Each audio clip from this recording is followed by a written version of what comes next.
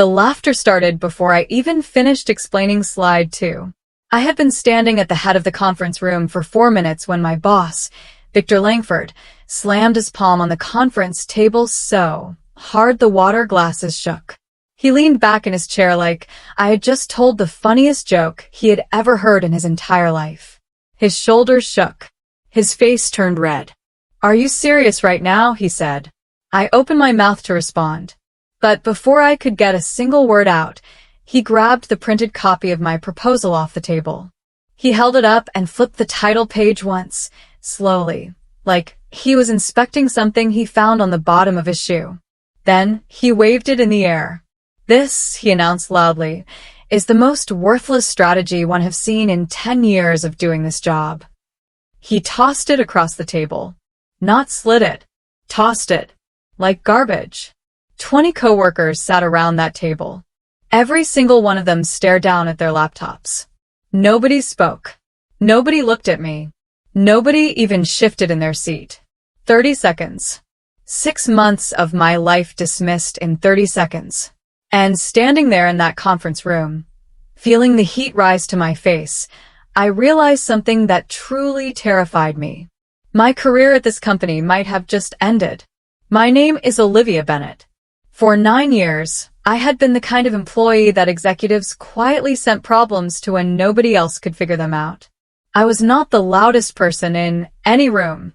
I was not the most charming person at any dinner table. I did not schmooze at company events or laugh at jokes that were not funny. But I solved things. Supply chain failures that had executives losing sleep. Market crashes that sent entire departments into panic. Client retention disasters that nobody could explain. I was the person who sat down, dug through the data, built the model, and came back with an answer that actually worked. I had built a quiet reputation over nearly a decade. Not flashy, not political, but solid. Which is exactly why Victor's reaction made absolutely no sense to me. Because I had a rule. A personal rule I had never once broken in 9 years. I never presented an idea unless I already knew it worked. Not probably worked. Not should work. Knew it worked. So the strategy Victor just humiliated me over in front of 20 colleagues was not a rough draft or a half-finished thought. It was a fully tested solution to a problem worth hundreds of millions of dollars. And he threw it across a table without reading a single word. To understand what happened that day, you need to understand Victor Hale. Victor had been our division head for 4 years. He was the kind of manager who walked into a room and immediately made you feel like you were taking up too much of his time. He spoke in short sentences. He cut people off mid-presentation. He made decisions fast, sometimes so fast that the logic behind them was impossible to follow. But here's the thing about Victor. He did not actually hate bad ideas. What Victor hated was ideas that did not come from the right people. And the right person in Victor's world was one specific individual. Adrian Cole. Adrian had been promoted twice in 3 years. He was tall, well-dressed, and had the kind of easy confidence that made executives feel comfortable the moment he walked in. He said things like, "Let's get aligned," and "I want to make sure we're all rowing in the same direction," and people nodded like he had said something profound. The problem with Adrian was simple. He rarely built the strategies he presented. People like me built them. People who stayed late, ran the numbers, tested the models, and wrote the reports. Adrian packaged them, added his name, and walked into boardrooms like he had invented them from scratch. Victor knew this, and he did not care at all. After the meeting ended, I stood by the door and watched people pack up their laptops. Nobody made eye contact. One coworker, a quiet analyst named Marcus, walked past me and muttered, "That was rough." He said it the way you say something when you feel bad, but do not want to get involved. His eyes were already on his phone before he finished the sentence. Another colleague, a woman named Paula, who sat 2 desks from mine, patted my arm gently and said, "Victor's just in a mood today. Don't take it personally." A mood. 6 months of work. A mood. Nobody asked to see the proposal. Nobody asked what was inside it. Nobody asked why a project I had been working on since the previous winter had been rejected in under 60 seconds without a single question being raised.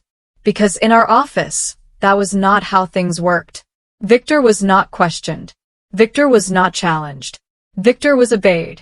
And everyone who sat around that table that morning had learned that lesson long before I walked in with my slides. I gathered my papers slowly. I picked up the proposal from where it had landed across the table. I straightened the pages. I put it back in my folder. And I walked out of that conference room alone, telling myself to stay calm. But inside, something had shifted. Something quiet and certain. I knew what I had built. And I knew it was not worthless. Let me tell you exactly what the strategy was, because it matters. Our company's largest client was a major retail distributor. They moved product across 12 regions using a network of shipping routes that had been essentially the same for 7 years. The network worked fine under normal conditions. But normal conditions were changing. I had spotted something in the data about 8 months earlier. A pattern of regional shipping bottlenecks that was building slowly across 3 of their most critical delivery corridors. The bottlenecks were not visible yet, but they were coming. And when they arrived, the client supply chain would not just slow down. It would collapse. My proposal introduced a dynamic routing system. The model analyzed historical shipping data, weather patterns, port activity, and regional infrastructure changes. It could predict supply chain disruptions weeks before they occurred. Not days. Weeks. With enough warning, the client could reroute shipments automatically, adjust inventory levels, and completely avoid the bottleneck before it ever caused damage. I had tested the model against 5 full years of historical data. I had run it through 47 disruption scenarios. In 44 of them, the model had predicted the disruption accurately and rerouted successfully. It would save our client millions of dollars per year. It was the best work I had ever done in my career. Victor never read a single page of it.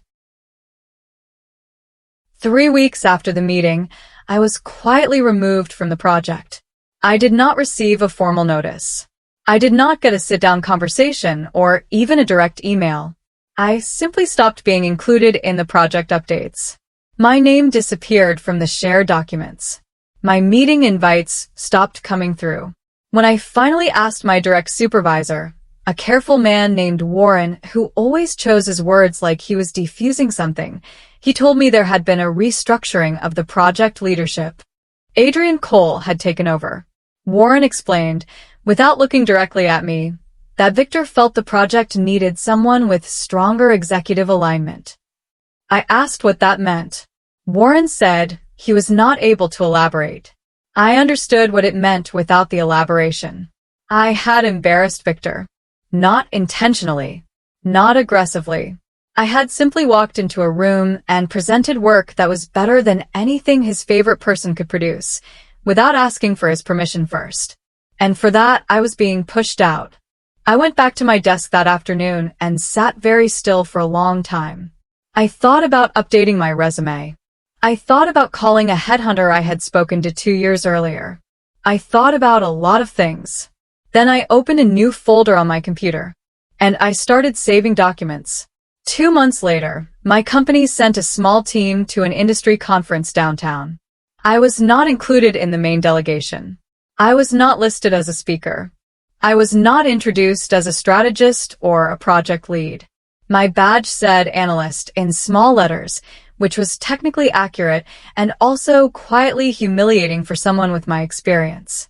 I sat in the back during the morning sessions. I took notes I was not sure anyone would ever read. I ate lunch at a table by myself and checked my phone more than I needed to. But during the afternoon coffee break, standing near a table of pastries I was not hungry enough to touch, I ran into someone I had not seen in almost 3 years. Daniel Ruiz. Daniel and I had worked together briefly early in my career, before he moved across the country and eventually landed at a competing consulting firm. He was sharp, direct, and one of the few people I had ever met who could follow a complex logistics model as fast as I could explain one. He looked genuinely happy to see me. We shook hands. We caught up briefly. He told me about his new role. I gave him the vague, careful version of my current situation. Then he leaned against the table and asked me a simple question. So, what are you working on these days? Anything interesting? I hesitated. That hesitation lasted maybe 3 seconds. But in those 3 seconds, I thought about Warren's careful non-answers. I thought about Victor's red face and the sound of my proposal hitting the conference table. I thought about my name disappearing from the project files. Then I decided that none of that was a reason to stay quiet. I told Daniel I had been working on something related to predictive supply chain routing. I did not show him any documents. I did not pull up any slides. I simply described the concept the way I would explain it to someone intelligent who is not a specialist. Dynamic rerouting based on predictive disruption modeling. Real-time adjustment triggers. Weeks of advance warning built from layered data signals. I kept it brief. Maybe 90 seconds total. When I finished, Daniel had gone very still. He was not nodding politely the way people nod when they are waiting for you to finish talking. He was completely focused, the way a person focuses when they are trying to make sure they heard something correctly. Wait, he said slowly. Say that again. So I did. Almost word for word. And I watched his expression shift from friendly and casual to something else entirely. Something that looked a lot like urgency. Daniel set down his coffee cup. He leaned forward, just slightly, and lowered his voice even though the people around us were deep in their own conversations and paying us no attention whatsoever. Olivia, he said carefully. You're telling me you built a working model for predictive rerouting of supply chain congestion? Yes, I said. That flags disruptions weeks in advance. Weeks, not days. He stared at me for a moment. Then he looked away briefly, like he was thinking through something complicated, and then looked back. How long ago did you finish it? The model was complete about 8 months ago, I said. The full proposal was ready 6 months ago. Something moved across his face that I could not quite name. It was not quite disbelief. It was more like someone doing math in their head and arriving at an answer they were not expecting. Why aren't you running with it? He asked. I gave him the short version. Rejected in a meeting. Removed from the project. No explanation given. Daniel shook his head slowly. Olivia, he said. Our entire firm has been trying to crack that exact problem for the past 6 months. We have a full team on it. We've burned through 3 different approaches. He paused. And none of them have worked. I went back to my hotel room that night, and I did something I had not done since the day Victor threw my proposal across the table. I opened it. The full document. All 42 pages. Every chart, every data table, every scenario test. I sat on the edge of the hotel bed in my conference lanyard, and I read through my own work like I was seeing it for the first time. And something happened that surprised me. I had spent so much time after that meeting feeling small, replaying Victor's laugh, hearing the slap of the papers on the table, seeing 20 people stare at their laptops. That humiliation had settled over my thinking like fog, and I had let it stay there. But reading it that night, in a quiet room with no audience and no Victor, I saw it clearly. The model was not just good. It was genuinely, seriously groundbreaking. The predictive accuracy alone put it ahead of anything publicly available in the industry. The rerouting logic was elegant. The data layering approach was something I had not seen done the way I had done it anywhere in the research literature. Victor had not rejected a flawed strategy. Victor had rejected a breakthrough. And sitting on that hotel bed, something shifted inside me again. The same quiet shift I had felt when I walked out of the conference room 2 months earlier. Except this time, it felt less like fear and more like clarity. I did not go back to the office and confront Victor. I know that is probably what you would expect. The big dramatic moment. The confrontation. The speech. The triumphant slideshow. That is not what I did. What I did was quieter and, I think, smarter. I started documenting everything. I went back through my email history and saved every message related to the proposal. I pulled the calendar records from the original meeting. I noted the exact timestamp when I was removed from the project files. I kept the original presentation deck with its creation date intact. I saved every version of the model with its modification history showing clearly. I was not building a case for a lawsuit. I was not planning to go to HR. I simply had a feeling, a strong, clear feeling that this story was not finished. Somewhere in that documentation was a timeline, a record of what existed, when it existed, and who had seen it. If the work was as strong as I believed it was, then eventually the work was going to matter. And when it did, I wanted the record to be clean and complete and impossible to dispute. I kept doing my job. I kept coming in. I kept producing good work on the smaller assignments I was given. And I waited. 4 months after the conference, our firm entered into a major contract renewal battle with our largest client. The same client. The same one my proposal had been designed to protect. I was not part of the renewal team. I found this out the way I found out most things by then, through office conversations that stopped when I walked into the break room, or through calendar invites I was conspicuously not included in. Victor was leading the negotiations personally. Adrian was building the presentation strategy. The contract was enormous.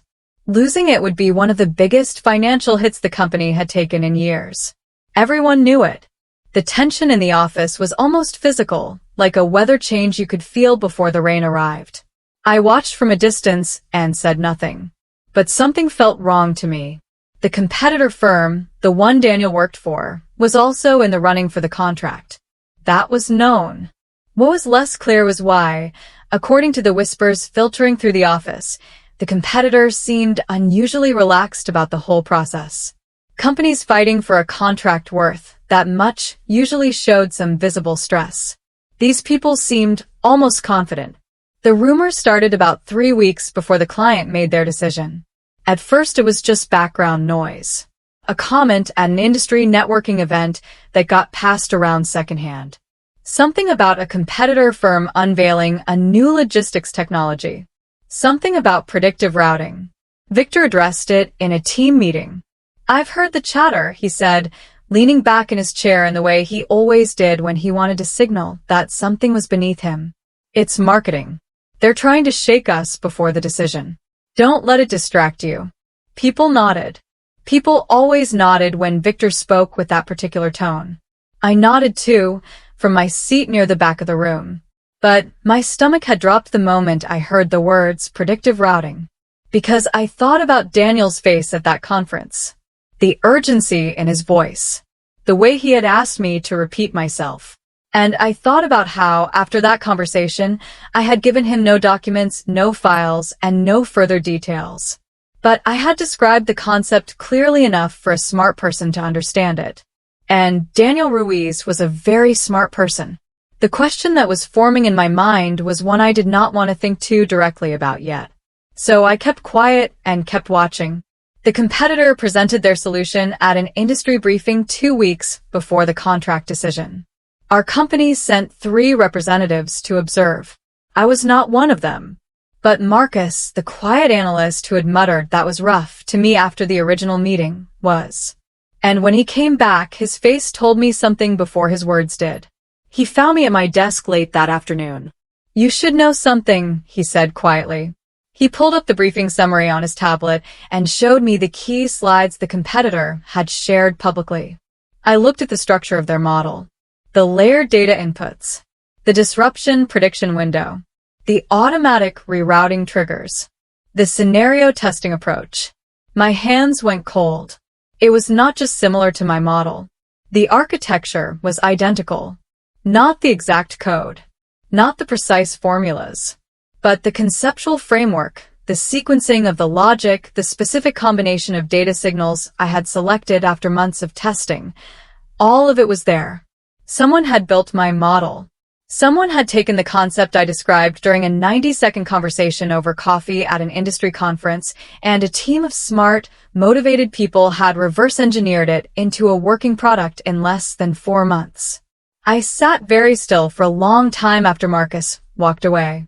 Then I went home and opened my documentation folder. The client announced their decision on a Tuesday morning. I found out through a company-wide email from Victor that arrived at 8:47 a.m. The email was 3 sentences long. It informed us that after careful consideration, our client had chosen to move forward with a different provider. It said the company would be reviewing the proposal strategy going forward. It said Victor had full confidence in the team's ability to respond to this challenge. 3 sentences. No explanation. No acknowledgement of what had just been lost. I sat at my desk and read those 3 sentences 4 times. Then I opened the financial reports I had access to for my analyst role and did some rough calculations. The contract we had just lost represented roughly 18% of our division's annual revenue. Not a strategic setback. A catastrophe. The office was quiet in a way that felt different from normal quiet. People moved slowly. Conversations were short and careful. 2 senior managers closed their office doors and did not open them again until after lunch. Victor sent a follow-up email in the afternoon saying he was scheduling a full team review. I saved both emails in my documentation folder. And then I sat back and thought about what was coming next. The internal executive review happened the following week. I was not invited to the main session, but I was asked, along with several other analysts, to attend a secondary briefing where senior leadership asked questions about the proposal process. The room had a different energy from any meeting I had sat in before. The executives were not performing confidence. They were genuinely troubled. The kind of troubled that comes from losing something significant and not being entirely sure how it happened. The central question kept reappearing in different forms throughout the morning. How did our competitor solve a problem we could not? Victor, who was present for part of the session, attributed the loss to market unpredictability, changing client priorities, timeline pressures outside the team's control. Adrian, who presented briefly, cited the difficulty of the technical challenge and the compressed timeline the team had been working under. Both answers were smooth and practiced. But then a senior executive named Philip asked a question in a flat, quiet voice that cut straight through both of them. Did our team ever explore predictive rerouting as part of the proposal strategy? The room went silent. Not the polite silence of people thinking. The sharp silence of people who suddenly realize a question has no safe answer. I watched Victor's face when Philip asked that question. It was a small change. If you were not looking directly at him, you would have missed it. A brief tightening around his eyes. A fraction of a second where his expression did something he did not intend. Then it smoothed back out. That approach was reviewed and assessed as not viable for our timeline, he said. He said it with the same calm authority he used for everything. But Philip was not finished. Was there documentation about assessment? He asked. Standard project review records, Victor said. Philip nodded slowly and wrote something down. 2 days later, I heard through Marcus that someone from the executive leadership team had asked the project management office to pull all submission records related to the client renewal project.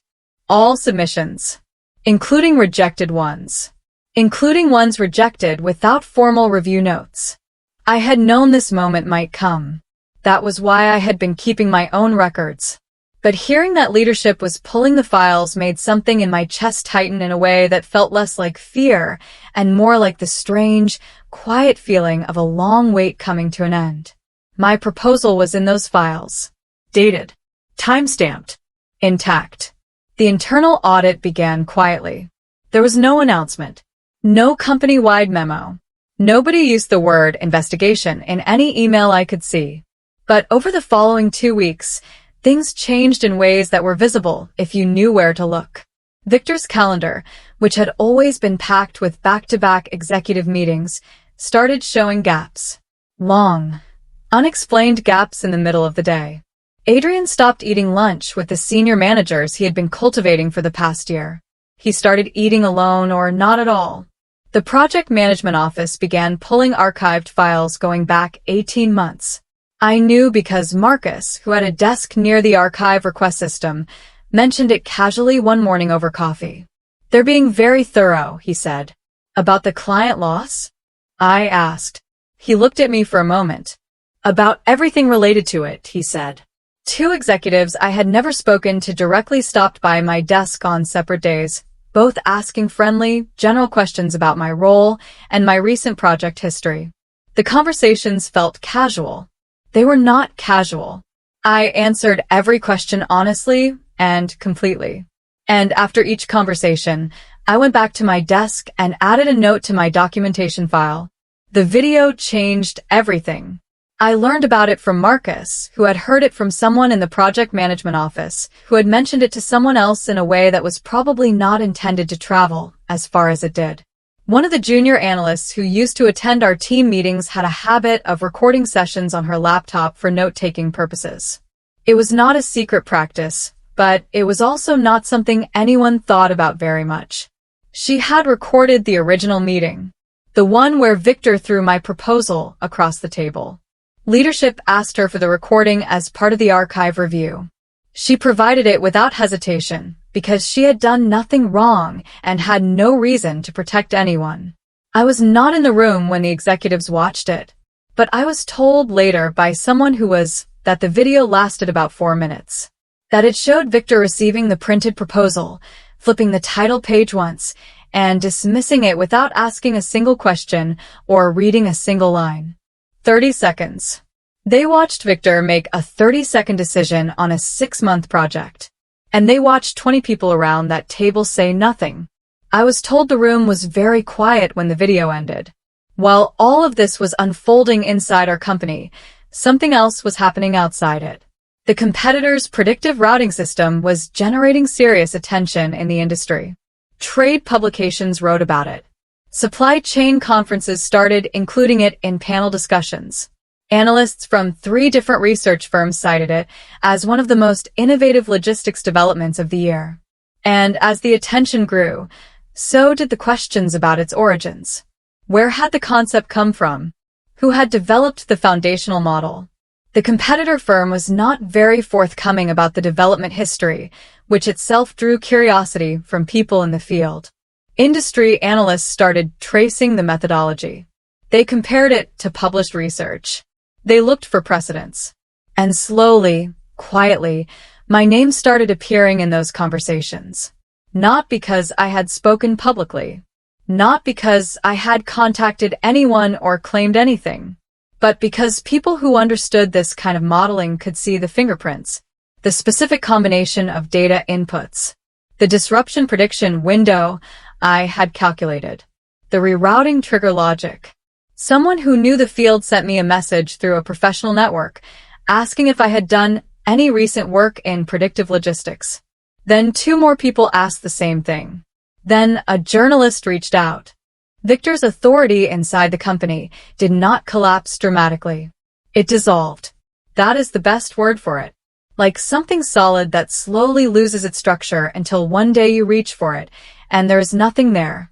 He still came into the office. He still sat in his chair and attended his meetings. But the quality of the silence around him changed. The executives who had once deferred to his judgment without question now asked follow-up questions. They requested documentation. They copied other people on emails that previously would have gone only to him. He stopped being the person the room organized itself around. From what I understood, the investigation had not uncovered anything criminal. There was no fraud in the legal sense. No money had been taken, no documents had been falsified. But what the video had shown, and what the file review had confirmed, was something that was in some ways worse than a clean mistake. Victor had not evaluated my proposal and found it lacking. He had decided, in under 30 seconds, that it was not worth his attention. And that decision, made out of arrogance rather than analysis, had cost the company one of its most important contracts. There is a particular kind of anger that executives feel when they realize a loss was not inevitable, when they realize it was a choice. During the final stage of the investigation, something came out that I had not known. Adrian Cole had seen my proposal before the meeting. Not the full model, but the executive summary. Someone in the project coordination team had circulated it to key stakeholders 3 days before the presentation as standard preparation material. Adrian had read it, and 2 days before my presentation, he had sent Victor a private message. I never saw the exact words, but the substance of it was shared with me later by someone in the investigation process who felt I had a right to know. Adrian had told Victor the proposal was too complicated for the client relationship stage and recommended it not be given significant floor time in the meeting. He had not read the modeling section. He had skimmed the summary and made a judgment. And Victor, who trusted Adrian's read of the room more than his own analysis, had walked into that meeting already decided.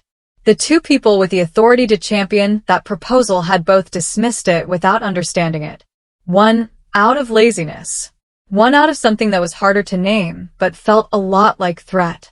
Because Adrian was smart enough to recognize, even from a skim, that the model in my proposal was better than anything he had produced. Victor resigned 4 weeks after the investigation concluded. The company announced it as a mutual decision and a planned transition. The language was careful and neutral, the kind that tells you everything by telling you nothing. But everyone in the office knew what had happened. He did not retire gracefully. He did not leave for a better opportunity. He left because the executives had watched a video of him throwing a 6-month project across a conference table in 30 seconds, and then watched the client that project was designed to sign a contract with a competitor who had built a version of that project instead. The sequence of events was impossible to interpret charitably. Adrian was not fired. But 3 weeks after Victor's departure, his role was changed. He was moved to a client support function on a smaller regional account. He kept his title. He lost everything that went with it. I watched both of these things happen from my desk, quietly, without saying anything to anyone.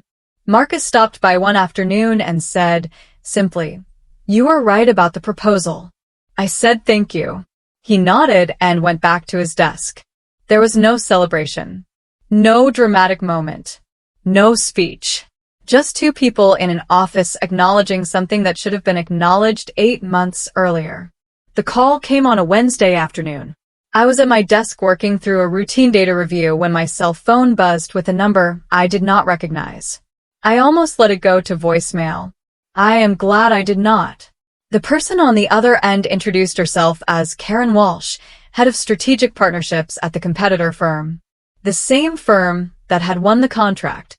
The same firm that had presented a routing system that looked very much like mine. She was direct and professional. She said her firm had been following the industry conversations about the origins of the predictive routing methodology. She said their internal team had done their own assessment of the modeling architecture. She said they had reached some conclusions about the development timeline. And then she said something I had not let myself expect. She said they wanted to speak with the person who had originally developed the foundational model. They wanted to speak with me, not to discuss the circumstances of how the concept had traveled from a conference conversation into their product, to discuss a role, a senior role, building the next generation of the system, with a team of specialists and a budget and the kind of organizational support that would let the work actually become what it was capable of becoming. I held the phone against my ear and stared at the wall for a moment. Then I told her I was very interested in having that conversation. I accepted the offer 5 weeks later. The title was Senior Director of Predictive Systems. The salary was 40% higher than what I had been making. The team was 12 people, all specialists, all genuinely excellent at what they did. And in my first week, I sat in a meeting where someone disagreed with my methodology, and we spent 2 hours working through the data together until we arrived at a better answer. Nobody threw anything. Nobody laughed. Nobody stared at their laptop. I had spent 9 years being the person who quietly fixed things while other people took credit and made noise. And for a long time I had told myself that was fine because the work was real even when the recognition was not. But there is something that changes in you when you finally work somewhere that understands the difference between the person who builds the thing and the person who presents it. Victor thought my proposal was worthless. He said so out loud, in front of 20 people in 30 seconds. The industry decided it was groundbreaking enough to build a product around, win a major contract with, and hire the person who created it at a significantly higher level than where she started. I do not think about Victor very much anymore. But sometimes, when I am deep in a new model and the logic is coming together cleanly, I think about that conference table. That sound. Those 30 seconds. And I am quietly, genuinely grateful for all of it. Because being underestimated, it turns out, is only dangerous if you start believing it yourself.